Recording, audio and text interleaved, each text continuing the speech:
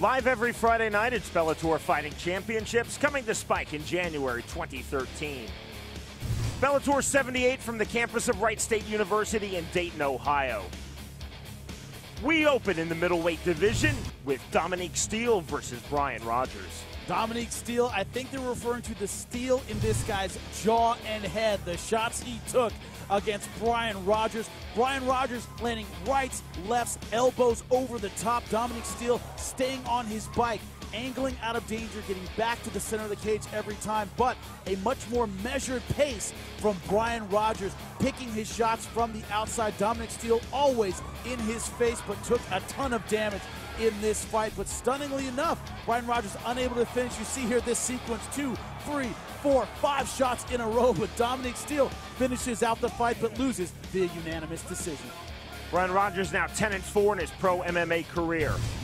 On then to the featherweight division, Alvin Robinson versus the winner of Bellator Season 6 145-pound tournament, Daniel Straus. You see here Daniel Straus and Alvin Robinson look like a submission match in the first round. Both guys going hard for the finish. Kimura's chokes traded on both sides.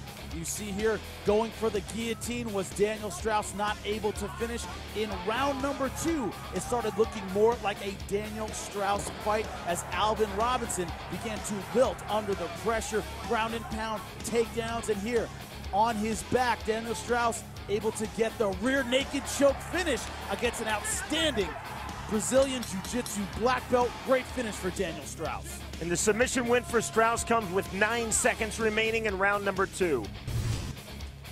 To the welterweight tournament semifinal round we go. Here's semifinal number 1, Andrei Koreshkov versus Mariusz Zaromskis. Zaromskis thought Koreshkov would want to clinch. He was unbelievably mistaken. Koreshkov brilliant from the outside. You see here a beautiful left hook followed by some vicious ground and pound, left hands raining down, referee looking on until he finally stops the fight. A first round knockout for Andrei Koreshkov.